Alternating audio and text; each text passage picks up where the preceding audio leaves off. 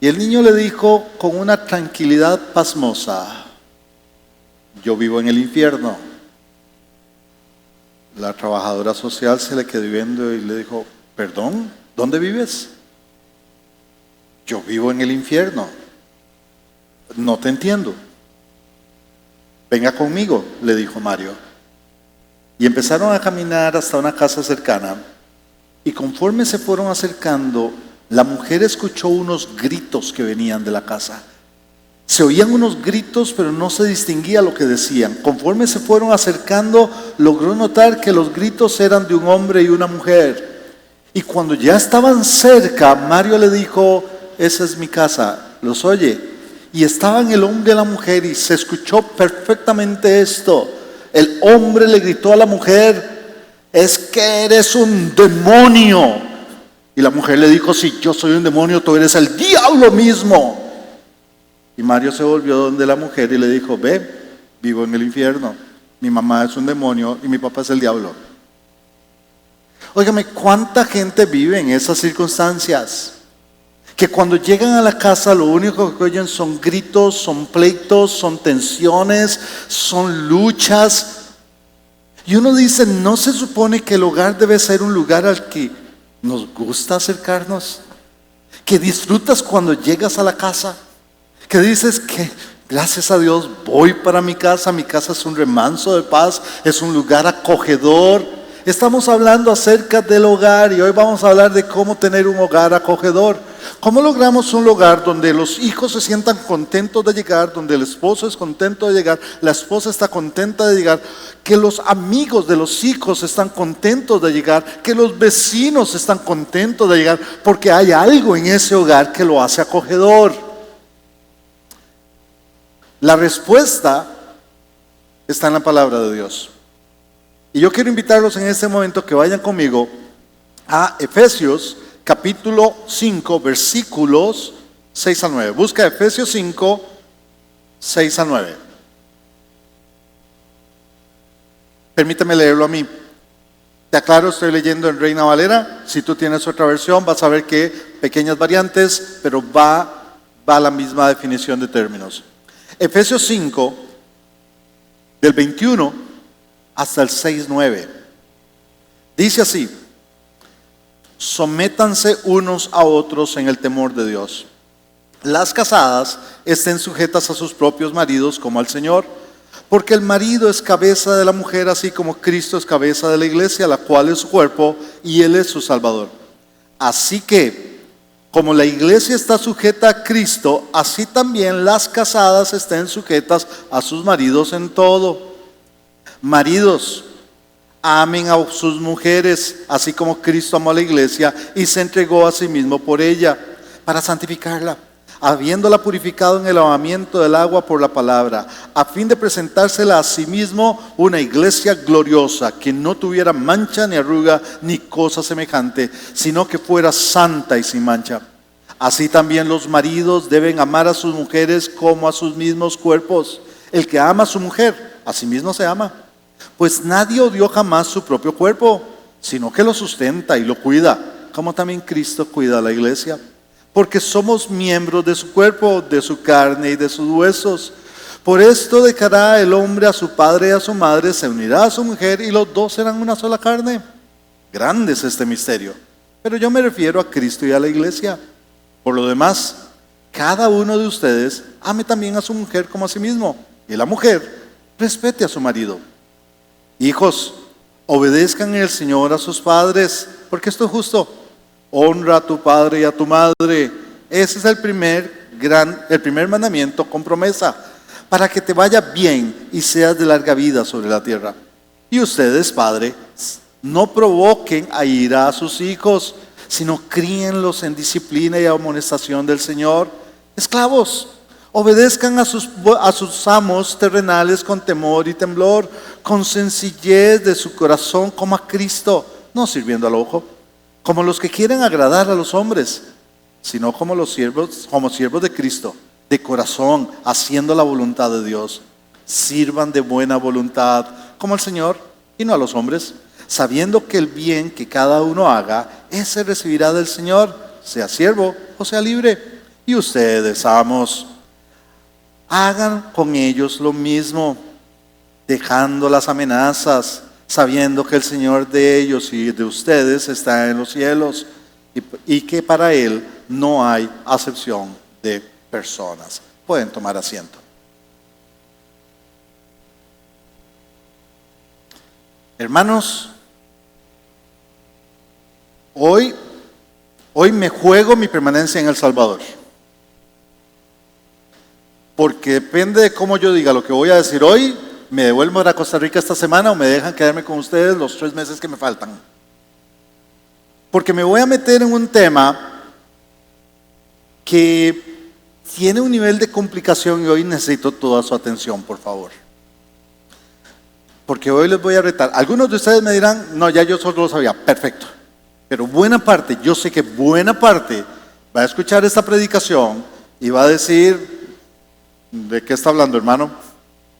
Porque apenas anoche estuve con 2 parejas preciosas aquí de la iglesia cenando y les dije de que iba a predicar y ya tuve una primera reacción de, ¿en serio?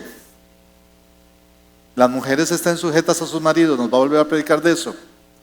Óigame bien, necesito un cambio de mentalidad si queremos acercarnos a este pasaje.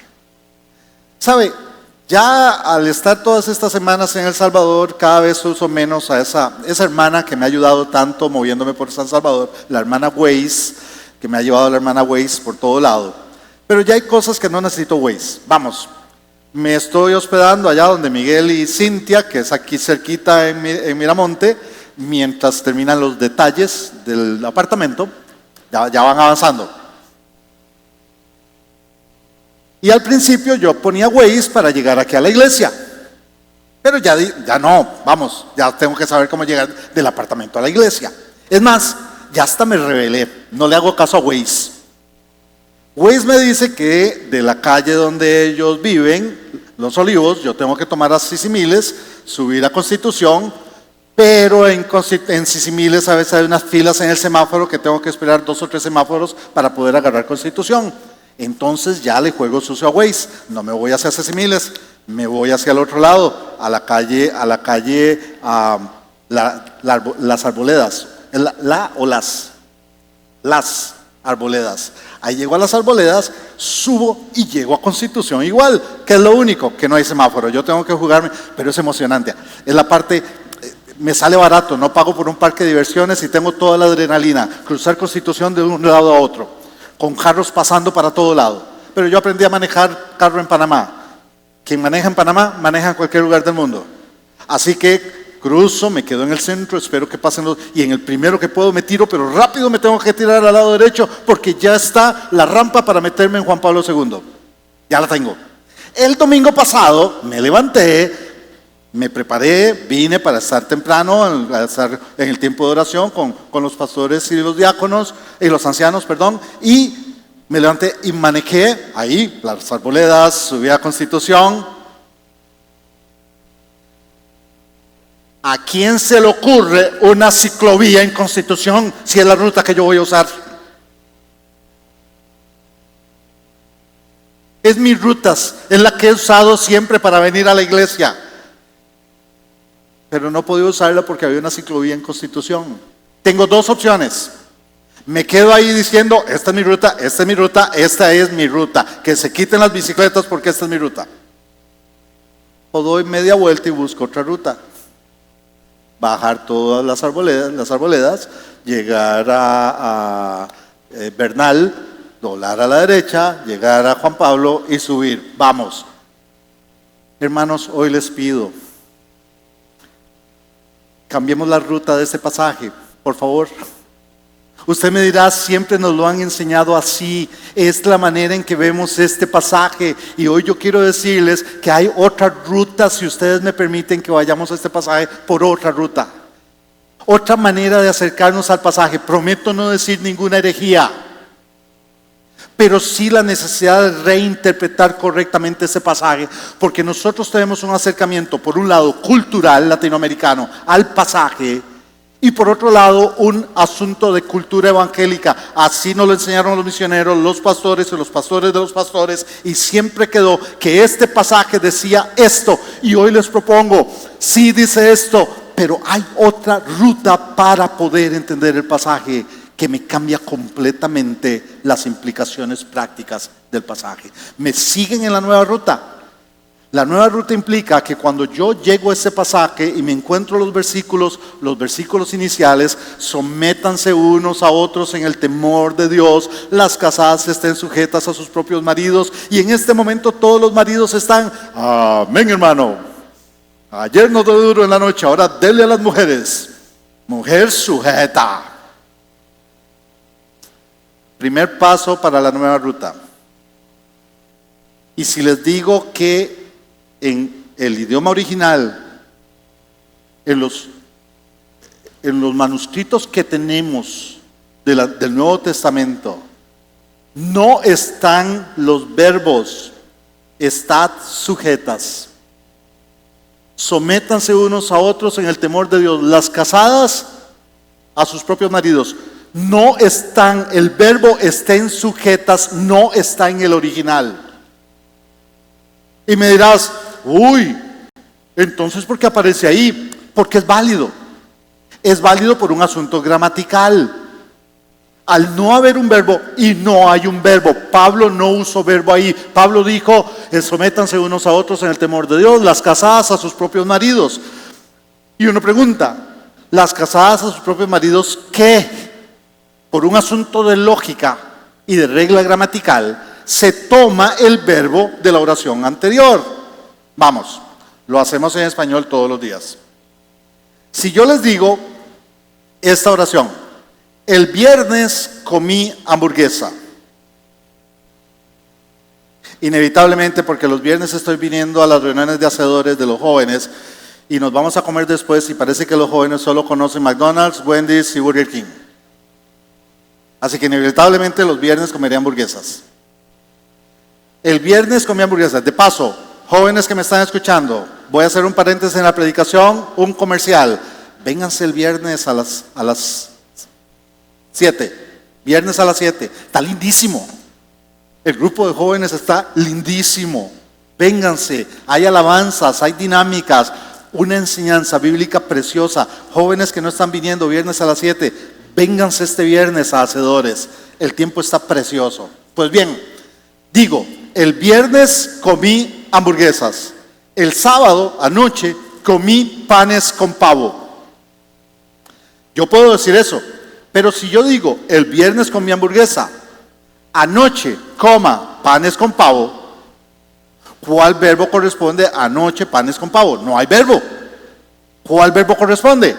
Es de la oración anterior. Por lógica estoy diciendo anoche comí, pero yo no necesito repetir el verbo 2 veces en español. El viernes comí hamburguesa, anoche panes con pavo, y todos entendemos que me refiero a anoche comí, aunque el verbo no esté. Esto sucede acá. No está el verbo, pero por lógica toma el verbo del versículo anterior. ¿Vamos bien hasta aquí? Esto lo digo por aquello de alguien que diga, por lo que voy a decir más adelante, no hermano, al hombre no se le manda a sujetarse, la mujer se sujeta a su marido. Porque ahí lo digo. No, para un momento. Directamente Pablo no lo dijo, indirectamente sí lo dijo, pero ahora vamos a ver en qué sentido lo dijo. Entonces Pablo dice esto: sométanse unos a otros en el temor de Dios, las casadas a sus propios maridos. Esta es la primera variante que voy a hacer en el pasaje. Pero ahora, listos, porque empezamos a desviarnos, nos estamos devolviendo para buscar otra ruta de interpretación del pasaje. Voy a decirles que con donde dice sométanse unos a otros, ¿ven la primera palabra? Sométanse. Sométanse, tal y como lo tenemos traducido en español, es un verbo en segunda persona plural, presente, imperativo. ¿Se acuerdan ya de las clases? ¿Ya se acordaron de sus clases de español? ¿Qué implica eso? Que hay un mandato. Y si les digo que en el original no está así, la traducción es válida por un asunto lógico del desarrollo. Pero si yo quiero entender correctamente el pasaje, y les pido síganme hasta el final, Les voy a decir que ese sométanse no es un verbo conjugado en el original. Es un gerundio. Ay, hermano, sigue de necio con los gerundios. Que yo le dije que cuando explicaron los gerundios, yo falté ese día a clases. Repasemos los gerundios. Los gerundios son aquellos que terminan en ando-endo, ¿ok? Los gerundios son verboides, no son verbos, no se puede conjugar un gerundio. Un gerundio no tiene número de persona, un gerundio no tiene, si es plural o singular, o sea, número, no tiene, por ejemplo, si es el modo, no tiene tiempo, no tiene. El gerundio depende de un verbo principal. Entonces, cuando yo me acerco al pasaje, literalmente no dice sométanse, dice sometiéndose, gerundio, sometiéndose. Y me dirá, ¿y por qué es importante esto? Es importantísimo. Y si no tomo en cuenta este detallazo del pasaje, pierdo el mensaje principal que Pablo está dando con toda la enseñanza acerca de lo que es el hogar. Porque al darme cuenta que es un gerundio, lo primero que me tengo que preguntar es, si es un gerundio, significa que depende de un verbo. ¿Cuál es ese verbo? Porque no está ahí. El gerundio depende de un verbo principal.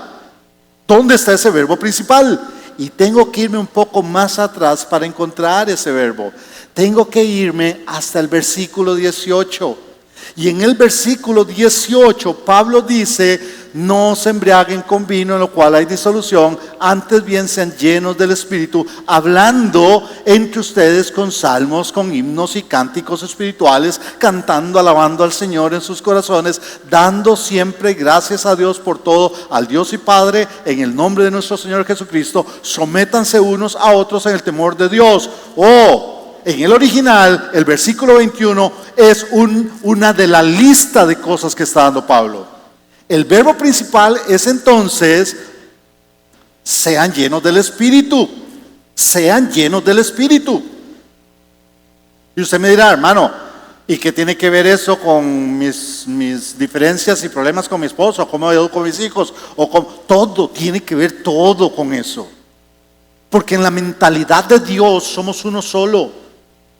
Mi relación con Dios se refleja en mi relación con los demás. Entonces Pablo dice, la clave es, sean llenos del Espíritu. Yo no me voy a meter ahorita en una profundidad doctrinal sobre este tema. Es un tema que hay que estudiar en la iglesia porque es muy importante. Pero les doy unas generalidades. Número uno, cuando me dice sean llenos, ahí sí hay un mandato. Sean llenos del Espíritu. Ahorita no me voy a meter en la complicación porque vieran que esto se las trae.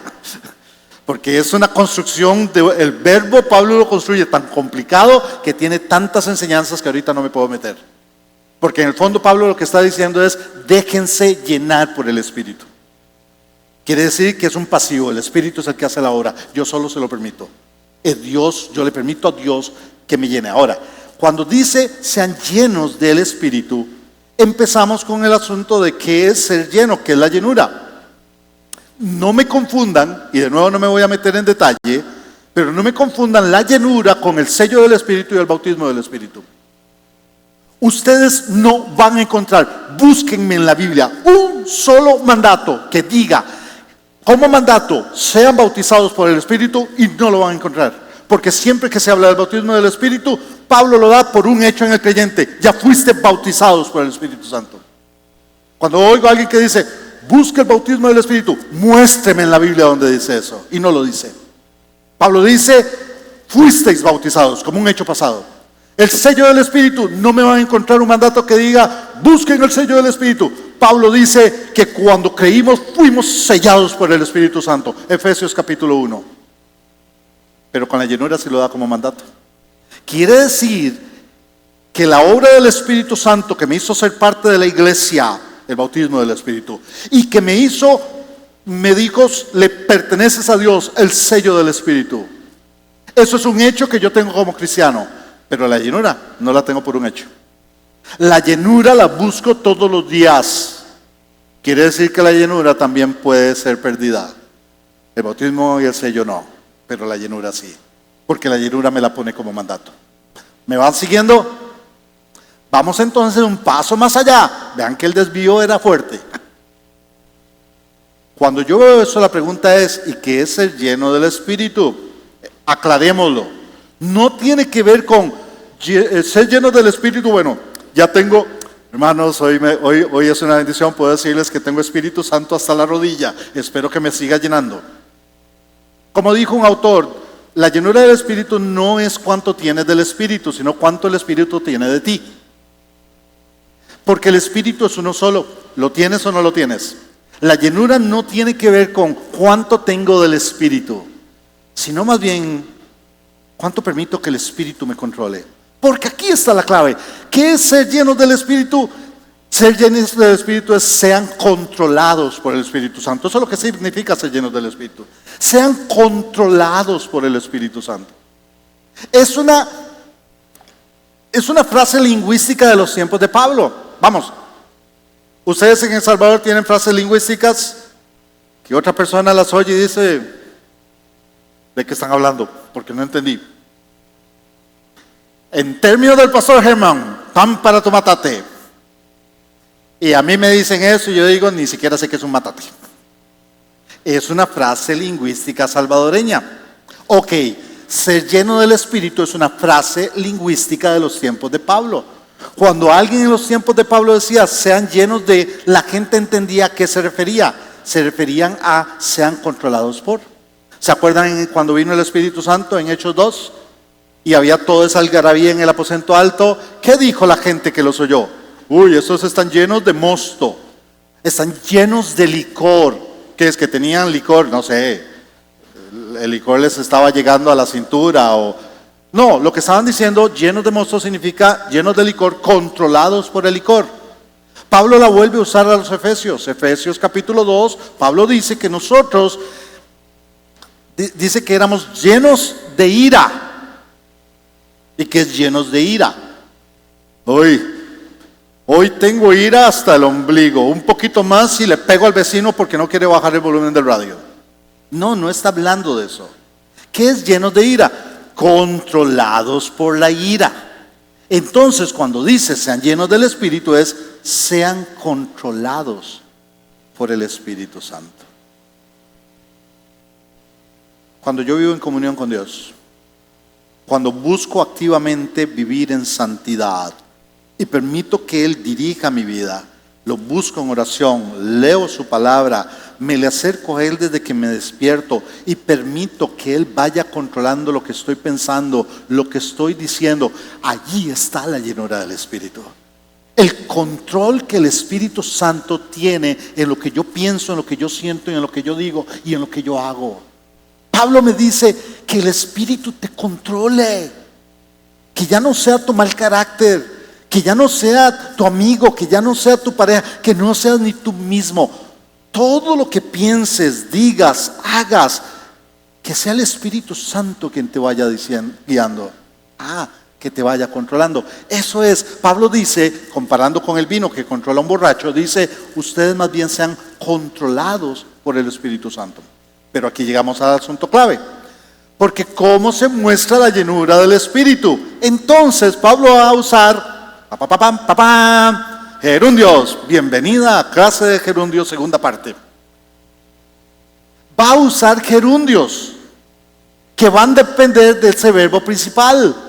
Pablo va a decir, ¿cómo van a mostrar la llenura del Espíritu? Y entonces dice, hablando, cantando, alabando, dando gracias. Pablo va a traer la llenura del Espíritu a cosas prácticas.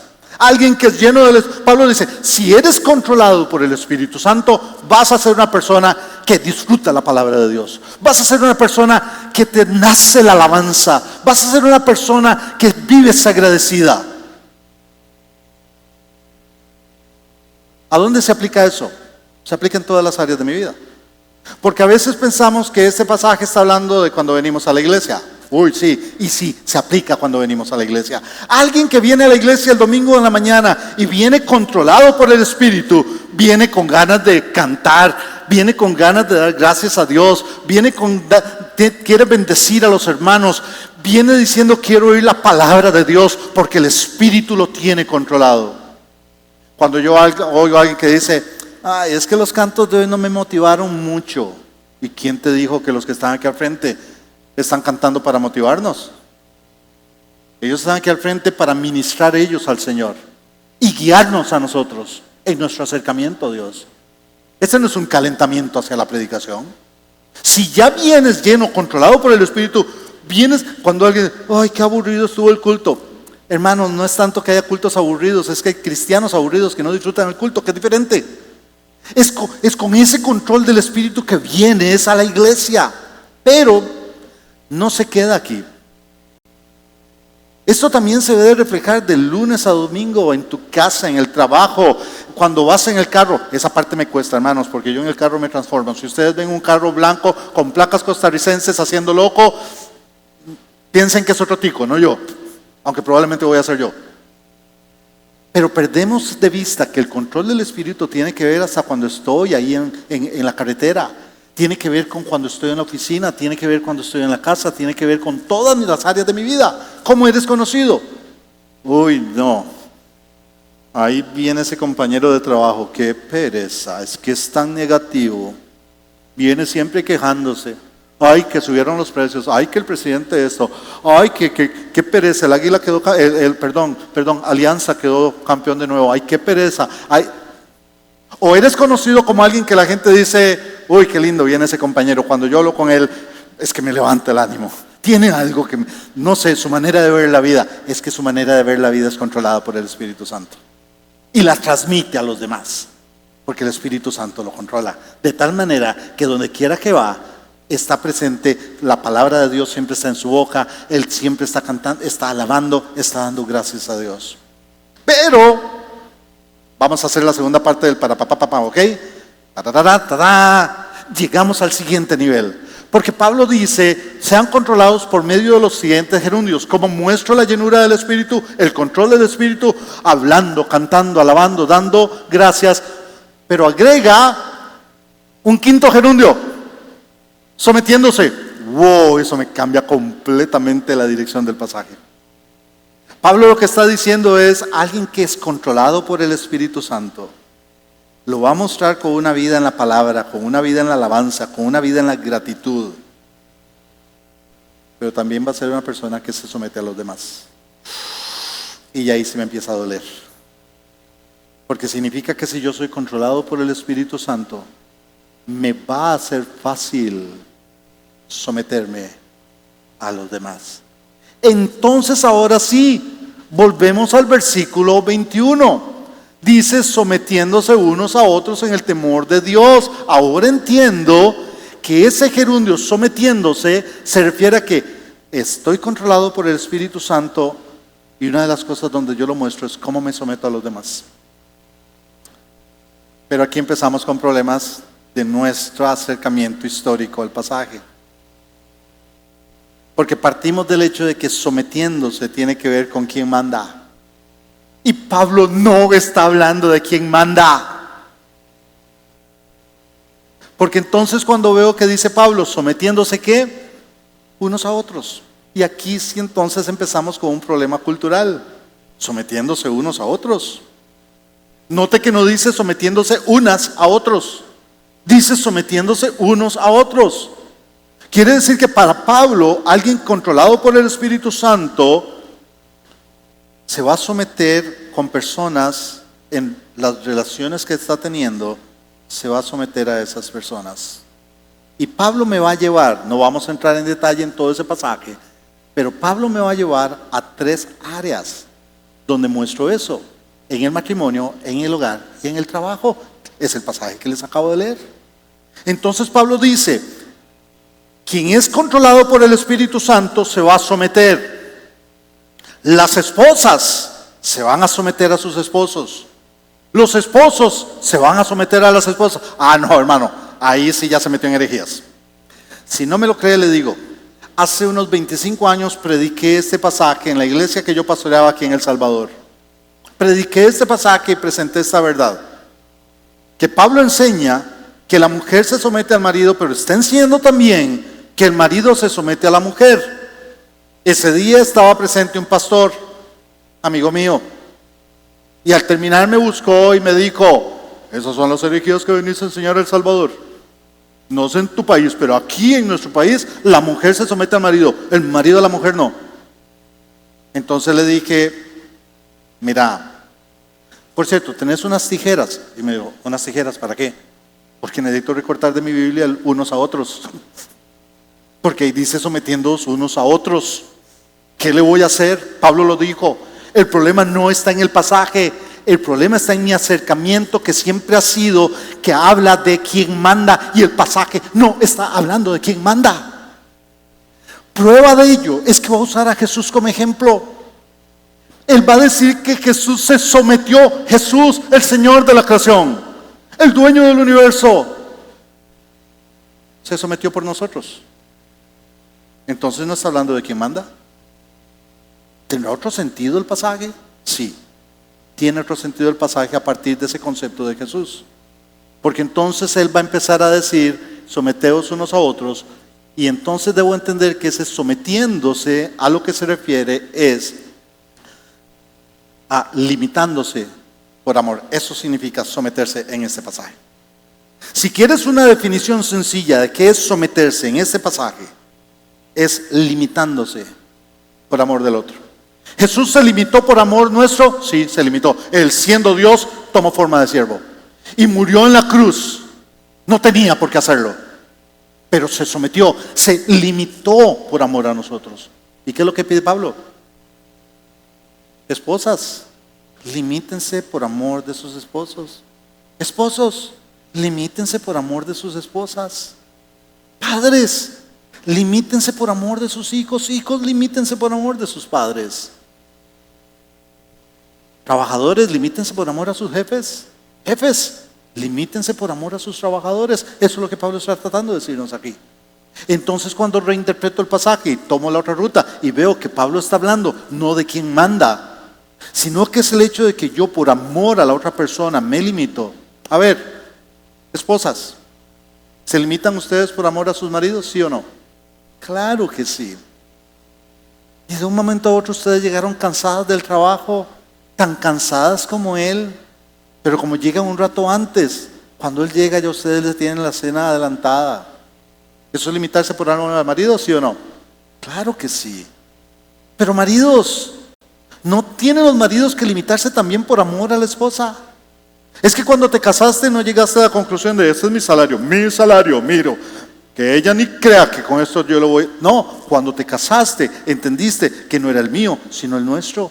Y te limitaste en el uso del dinero por amor a ella, no por imposición, no porque ella me lo manda, por amor a la otra persona me limito. Me limito con el tiempo, me limito porque estoy preocupado por ella. Voy a contarles esta historia con mucho cuidado, porque me refiero a líderes de una iglesia, y no voy a decirles de qué iglesia, pero es una iglesia que pastoreé. No voy a decirles de qué país, porque hay muchos salvadoreños acá. Y en la primera reunión, ahí están los ancianos, vamos, los ancianos y los pastores, el liderazgo espiritual de la iglesia. El problema es que por lo menos pienso que aquí está la hija de uno de esos ancianos. Y la reunión se alargó. Teníamos que terminar a las 10 de la noche. Ya eran 10:30, 10:45, íbamos para las 11 y no se veía que fuéramos a terminar. Esa reunión iba a terminar a medianoche. Ahora, ubíquese. Hace 25 años, ¿sabe lo que era andar por San Salvador a medianoche? Ubiquémonos, ¿cierto? Entonces, como vi que se estaba alargando tanto, le dije, hermanos, un minutito para hacer una llamada. No había celulares. Me fui a un teléfono, yo creo que todavía era de esos de disco, y llamé a mi esposa. Mi amor, esto va para largo. Yo calculo que voy llegando hasta dentro de una hora a la casa. Ni para qué lo hice, hermanos. ¿Ustedes creen que el bullying solo está en la escuela y los colegios? No, también está en las iglesias. Uy, tiene que pedirle permiso a la esposa. Uy, lo tienen contra. Perdón. Si estuviéramos en la posición inversa y ella salió con unas amigas y iba a llegar a las 10 de la noche y hubo un accidente o pasó algo y va a llegar a las 11, 12 de la noche, ¿no agradecería yo como esposo que me llame? No me está llamando para pedirme permiso, es para que yo esté tranquilo. Mi amor, estoy bien, solo que se alargó esto, voy llegando hasta tal hora. Tranquilo. yo creo que como esposo, yo no dejo de ser hombre, ni ser la cabeza del hogar, en comunicarme con mi esposa y decir, voy a llegar un poco más tarde. No es control, no es porque me lo manda, es porque al amarla me limito. Voy a contarles esto, pero que no pase de Facebook ni de Instagram, ¿ok? Pero el pastor Germán me confesó que él no la llama, no llama. Él le manda mensajes de texto. Es que él es más nadie está viendo, pero ya en medio, yo le mando el mensaje de texto a mi esposa de que voy en camino. Y no es un asunto de control, es un asunto de amor. Me limito por amor al otro. Si yo pienso en el otro, me voy a limitar por amor de él. Padres, ¿ustedes se limitan por sus hijos, sí o no? Claro que los papás nos limitamos por los hijos. Cualquier papá está aquí. Oigan, hijo, lo que estoy diciendo, sus papás se limitan por amor de ustedes. Y el papá dice, uy, qué linda camisa. Uy, me dan ganas de comprármela. Ay, el lunes hay que pagar la mensualidad de la escuela. No me la compro. Me limité por amor a mi hijo, porque tengo otras prioridades y voy a limitar. Esa es la idea del pasaje. Y sí, los papás pasamos limitándonos por amor a nuestros hijos. ¿En qué sentido los hijos a los padres? En esa obediencia. Hijos, obedezcan a sus padres. Hijos que están acá, rápidamente les digo, hay dos mandatos que la Biblia nos da a los hijos: obedecer y honrar a nuestros padres. Son dos mandatos muy cercanos que parecen que son el mismo, pero en realidad son dos caras de una misma moneda. Escúchame bien esto. La obediencia tiene fecha de caducidad. Hay un día en que yo dejé de obedecer a mis papás. ¿Por qué? Porque ya era adulto, porque ya tenía mi propia familia, porque ya tenía mi ritmo de vida. Ya mi papá no me iba a decir, te quiero en la casa a las 10 de la noche, si no voy y te pego. Ya no, ya tenía una esposa para hacerlo. No, perdón. Ya el papá no va a controlar, ya no obedezco en ese sentido a mi papá. Pero mientras esté bajo la autoridad de él, le obedezco. Pero honrar no tiene fecha de caducidad. Yo honraría a mis padres aunque ya yo viva en casa aparte. Yo honraría a mis padres aunque viva en otro país. Yo honraría a mis padres aunque estén muertos. Mis papás murieron hace unos 15 años y los sigo honrando. ¿Cómo? Viviendo por los principios que ellos me enseñaron. Nunca hablo mal de ellos y siempre paso dando gracias a Dios por los papás que me dio, a pesar de que yo puedo hacer la lista de errores que cometieron. Pero eran mis papás y yo los sigo honrando. Hijos, ¿quieres bendición de Dios? Obedece y honra. Y me dirás, pero hermano, tenemos que obedecer a los papás en todo. Sí. Aún si me pide algo pecaminoso, no. Pero esa es la única excepción que te doy. Si tus papás te piden algo pecaminoso, hay una autoridad superior que es Dios. Pero hijos, sean honestos. ¿Cuántas de las cosas que te piden tus papás son pecaminosas? ¿Sacar la basura es pecaminoso? No. Entonces, ¿por qué a mí siempre a mí? ¿Tener tu cuarto ordenado es pecaminoso? No. ¿Volver a la casa a las 10 de la noche es pecaminoso? No. ¿Que no andes con cierta amiguita que a tu mamá no le gusta es pecaminoso? No. ¿Apagar el celular a cierta hora y no volver a usar es pecaminoso? No. Entonces, cuando llegan tus papás y te piden algo que sí va contra Dios, y tu papá está ahí, tenía que ir a trabajar, pero había partido de fútbol a la 1 de la tarde y quiere ver el partido, perdón, pero no le ha dicho al jefe, y en eso suena el teléfono y el papá ve que es el jefe y él está viendo el partido del Real Madrid, porque tiene que ser madridista para la ilustración que voy a usar. No. Está viendo el partido de fútbol y te dice, contesta, pero decí que estoy enfermo. Pero lo estás viendo que no está enfermo. ¿Qué opción tengo como hijo lleno del Espíritu Santo? Controlado por el Espíritu Santo, que sé que no tengo que mentir ni siquiera por mis papás. Es que puedo volverme a decirle, papá, y decírselo con mucho respeto, no con soberbia. Papá, tú sabes que yo te obedezco en todo,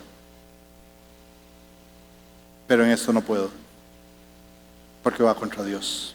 Ahí sí te sale tu autoridad espiritual. ¿Y qué va a decir tu papá? En esto, no me beses en nada, no seas. Pero si tú has obedecido en todo, vas a tener la autoridad espiritual para no obedecer en lo que va contra Dios. Ahí es donde yo muestro, como hijo, la llenura del Espíritu Santo. Lo mismo va a suceder en el trabajo con jefe y empleado.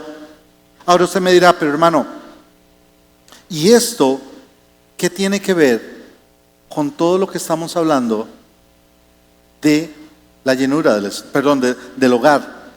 Porque precisamente cuando nos estamos sometiendo unos a otros y nos limitamos por amor unos a otros, ¿saben qué va a suceder en el hogar? Que van a tener un hogar acogedor. Que van a tener un hogar que cuando los amiguitos llegan dicen, uy, qué lindo se tratan tus papás. Vieras en mi casa. Y tus amiguitos van a decir, tu papá te trata, tu papá es muy estricto, pero lo hace de una manera, uy, ojalá mi papá me tratara así. Cuando la gente ve el hogar acogedor, ¿por qué el hogar acogedor? Porque estamos dejando que Dios nos controle. ¿Y cómo nos controla? Nos sometemos unos a otros, nos limitamos por amor del otro, y aún en lo que no estamos de acuerdo, nos vamos poniendo de acuerdo con la guía del Espíritu. ¿Es esto posible? Puesto que Pablo nos lo está proponiendo, sí, Dios dice, es posible.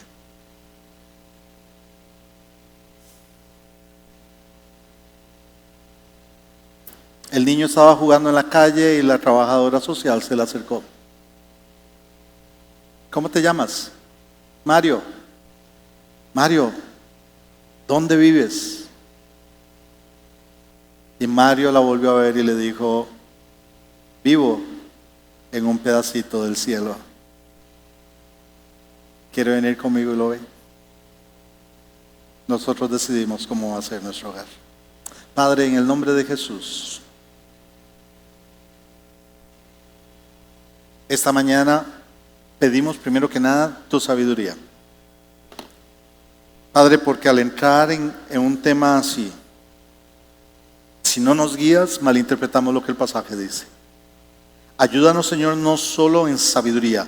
Padre, ayúdanos a la hora de vivir lo que este pasaje dice para hacerlo también conforme a tu voluntad. Padre, reconocemos cuántas veces hemos respondido y no ha sido tu espíritu controlándonos, sino nuestra propia ira, nuestro propio orgullo. Padre, reconocemos cuando hemos castigado a nuestros hijos, no guiados por tu espíritu, sino, Señor, por nuestro enojo por lo que hicieron. Pero Padre, esta mañana venimos reconociendo, necesitamos que tu espíritu nos controle. Dejamos, Padre Santo, que tu espíritu nos controle. Que tu espíritu controle nuestra manera de pensar, nuestra manera de hablar, nuestra manera de tomar decisiones. Que se refleje, Señor, en nuestra vida de pareja, en nuestra vida de padres e hijos.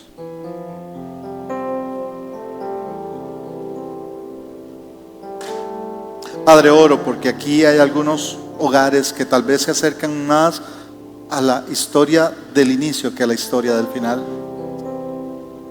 Pero Padre, porque tal vez aquí hay un hogar que no disfruta estar juntos en el hogar.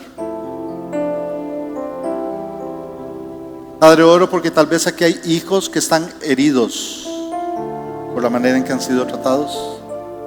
Porque tal vez aquí hay padres que están heridos por rebeldía de sus hijos. Porque tal vez, Señor, aquí hay esposas que están heridas por situaciones que ha hecho su esposo, y esposos que están heridos por cosas que han hecho o dicho sus esposas. Pero Padre, no venimos ante ti hoy solo pensando en lo que ha sucedido. Padre, venimos pensando en lo que sucederá. Venimos pensando por fe y en alabanza y en agradecimiento de lo que tú estás trabajando en la vida de cada uno.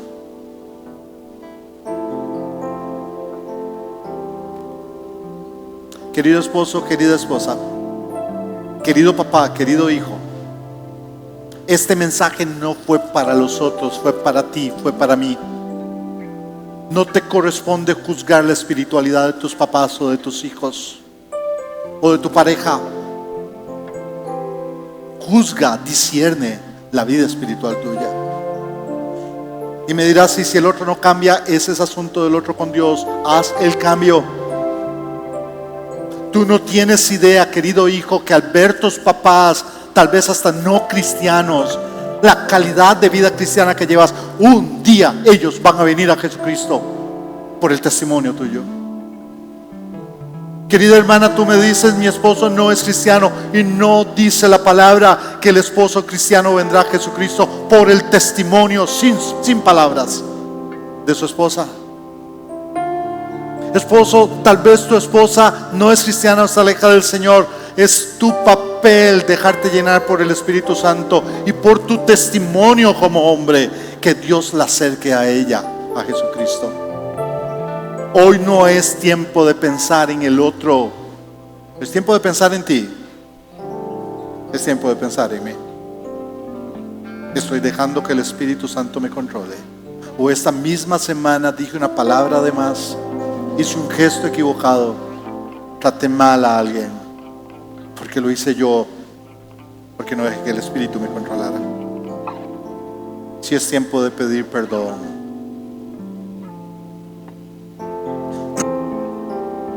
De pedir perdón, vuelve y pide perdón. Pide perdón y dile: buscaré que el Espíritu me controle.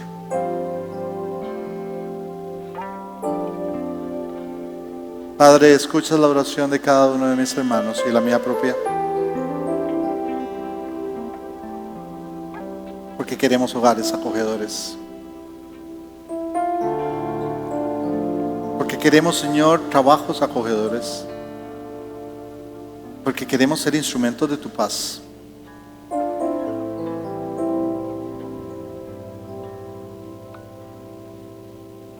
Bendice, Padre Santo, los hogares que están acá.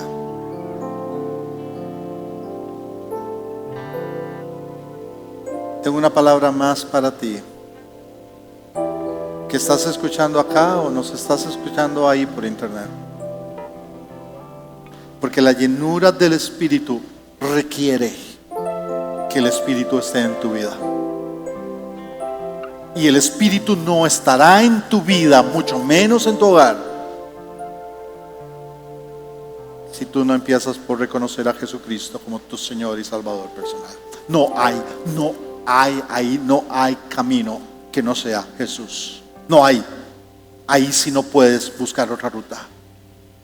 O te humillas delante de Jesús, le pides perdón por tu pecado y le entregas tu vida reconociendo que quieres que Él sea tu Señor y tu Salvador.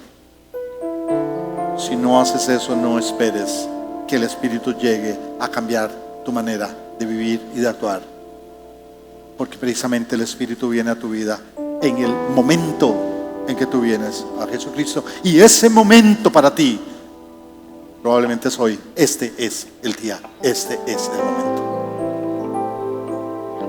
Habrá alguien esta mañana acá que dice: yo quisiera tener a Jesucristo en mi vida, porque si quiero un cambio en mi vida, quiero un cambio en mi hogar, pero tengo que empezar por mí mismo. Necesito empezar por mí mismo. Y no has entregado tu vida a Jesucristo. ¿Quieres entregar tu vida a Jesucristo esta mañana? Queremos guiarte en oración y queremos guiarte en consejo. Si necesitas esta mañana entregar tu vida a Jesucristo, quiero pedirte que mientras toda la congregación está con sus ojos cerrados, yo sí te estoy viendo. Levanta tu mano y dime: ore por mí. Yo necesito a Jesucristo en mi vida, porque lo necesito también en mi hogar. ¿Quién necesita ese momento de oración? ¿Habrá alguien esta mañana que quiere entregar su vida a Jesucristo? Por favor, levanta tu mano bien claro, en alto, diciendo: yo necesito a Jesucristo. Levanta tu mano en este momento. Permíteme orar por ti.